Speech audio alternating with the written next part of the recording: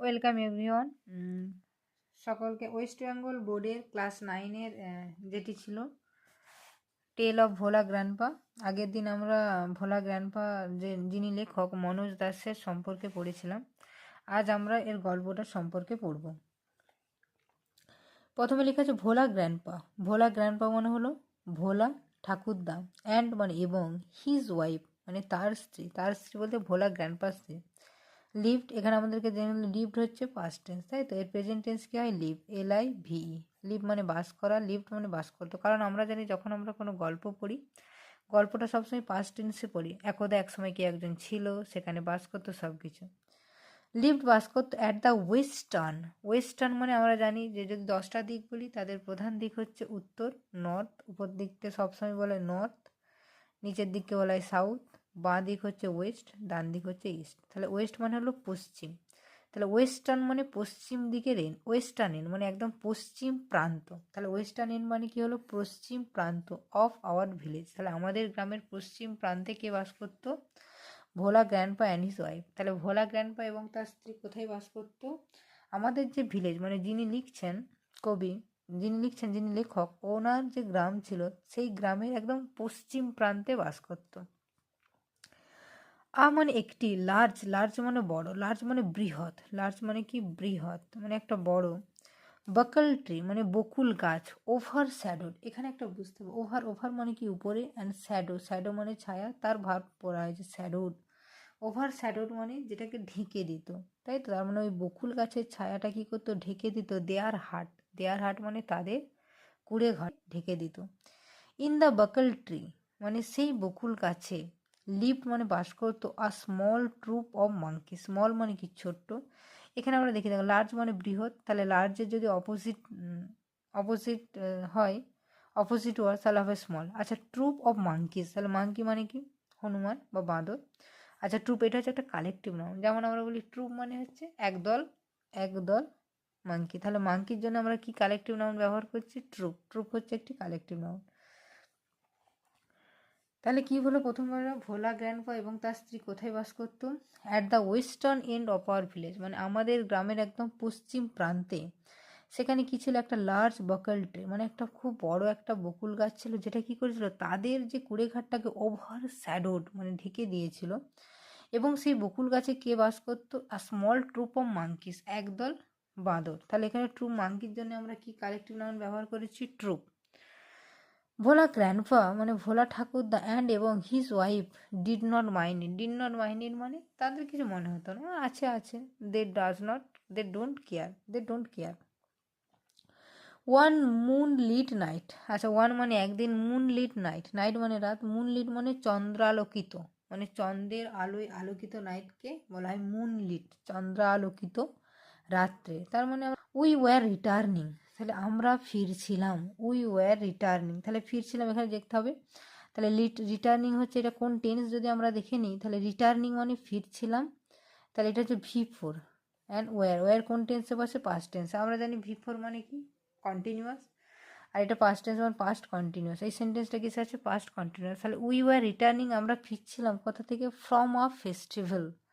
From মানে থেকে, আ festival একটি উৎসব থেকে। তাহলে কবে তারা একটি উৎসব থেকে ফিরছিল? একদিন একটি চন্দ্রালোকিত রাত্রে ভোলা, তারা হচ্ছে কোথা থেকে ফিরছিল? একটা উৎসব থেকে। দ্য রোড, রোড মানে রাস্তা, মানে যে রাস্তা তারা এসেছিল। ওয়াস মানে ছিল, লং মানে দীর্ঘ। এবারে জিনিসটা মানে লার্জ, লার্জ মানে কি? বৃহৎ, মানে আকৃতিতে বড়। লং, লং মানে দীর্ঘ, যার হচ্ছে দৈর্ঘ্যে যে অনেকটা বড় তাকে বলে লং। অ্যান্ড ফগি, ফগ মানে কি? কুয়াশা, অ্যান্ড ফগি মানে কুয়াশাচ্ছন্ন। তাহলে একদিন চন্দ্রালোকিত রাতে আমরা কোথা থেকে ফিরছিলাম? একটি উৎসব থেকে। এবং যেই রাস্তা ধরে ফিরছিলাম সেই রাস্তাটা ছিল লং মানে লম্বা, মানে দীর্ঘ, অ্যান্ড ফগি এবং কুয়াশাচ্ছন্ন। আই ওয়াজ রাইডিং মানে আমি চড়েছিলাম, অন দ্য ভিলেজ চৌকিদার শোল্ডার্স। ভিলেজ চৌকিদার মানে গ্রামের যে চৌকিদার, তার শোল্ডার্স মানে তার পিঠে চেপে আসছিলাম। যেমন করে পিঠে কেউ চেপে আসলো না, তার পিঠে চেপে আসছিল।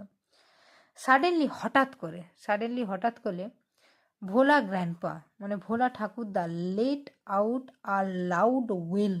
লেট আউট মানে চিৎকার করে উঠলে, একটা লাউড ওয়েল মানে, ওয়েল মানে একটা আর্ত চিৎকার, হঠাৎ করে।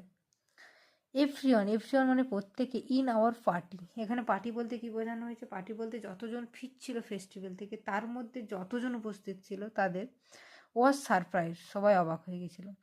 উই হল্টেড, উই মানে আমরা, হল্টেড মানে থেমেছিলাম। এনকোয়ারি, এনকোয়ারি মানে খোঁজ খবর, রিভিল্ড প্রকাশিত হলো, দ্যাট যে, তাহলে কেন সে চিৎকার করে উঠলো সেটা বলছে। ভোলা গ্র্যান্ডপা মানে ভোলা ঠাকুরদা হ্যাড টেকেন মানে নিয়ে গেছিলেন, হিজ গ্র্যান্ডসন, তাহলে গ্র্যান্ডসন মানে নাতি, তাহলে গ্র্যান্ডপা মানে ঠাকুরদা, গ্র্যান্ডসন মানে নাতি, তাহলে হ্যাড টেকেন নিয়ে গেছিলেন হিজ গ্র্যান্ডসন তার নাতিকে টু দ্য ফেস্টিভ্যাল। তাহলে যেই ফেস্টিভ্যাল থেকে ওরা ফিরছিল সেই ফেস্টিভ্যালে ভোলা গ্র্যান্ডপা তার নাতিকে নিয়ে গেছিল। হি হ্যাড টাইটলি হেড মানে টাইটলি মানে শক্ত করে, শক্তভাবে কী করেছিল, হেল্ড মানে ধরেছিল, on to the two fingers of the boy মানে একটা ছেলের মানে দুটো আঙুল ধরে টাইটলি ধরে কী করেছিল, তাকে নিয়ে আসছিল। Tightly held on to the two fingers of the boy মানে সেই ছেলের, তার মানে গ্র্যান্ডসনের দুটি আঙুল সে শক্ত করে ধরেছিল। হি ডিড নট রিয়েলাইজ, তাহলে সি ডিড নট রিয়েলাইজ মানে সে বুঝতে পারেনি, হোয়েন মানে কখন, দোজ ফিঙ্গার্স ওই আঙুলগুলি মানে যেই দুটি আঙুল বাচ্চাটি ধরে রেখেছিল, স্লিপড আউট কখন ছাড়া হয়ে গেছে সে বুঝতেই পারেনি।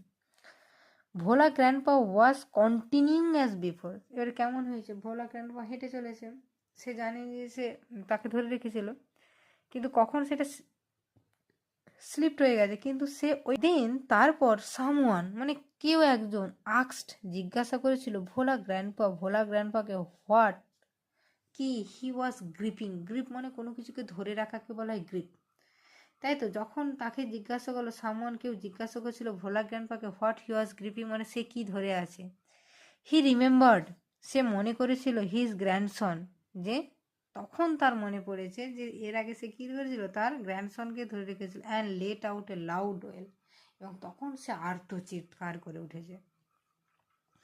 মাই ফাদার আমার বাবা, চোজ মানে বেঁচেছিল, two sharp eyed man, two মানে দুজন, শার্প আইড মানে তাদের দৃষ্টি খুব ভালো, মেন তাহলে মেন হচ্ছে প্লুরাল, তাহলে এর সিঙ্গুলার কী হয়, ম্যান, ম্যান হচ্ছে সিঙ্গুলার, মেন হচ্ছে প্লুরাল।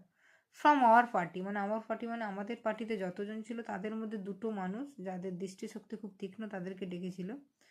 টু গো ব্যাক মানে ফিরে যেতে, কার সাথে, with Bhola grandpa to the festival, যেহেতু তারা ফেস্টিভ্যাল থেকে ফিরে এসেছিলো তাই তাকে বলেছিল তুমি ফেস্টিভ্যালে আবার ফিরে যাও।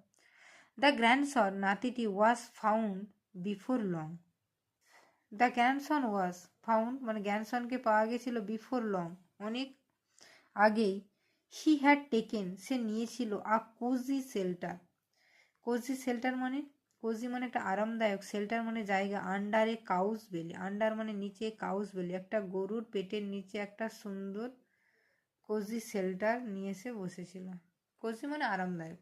তাহলে এখানে মনে গেল তাহলে ভোলা গ্র্যান্ডপা এবং তার স্ত্রী কোথায় বাস করতো, ভোলা গ্র্যান্ডপা এবং তার স্ত্রী বাস করতো তাদের গ্রামের একদম পশ্চিম প্রান্তে। সেখানে একটা কী গাছ ছিল, সেখানে একটা বকুল গাছ ছিল, বকুল গাছটা কী করেছিল, তাদের কুঁড়ে ঘরটাকে পুরো ঢেকে দিয়েছিল।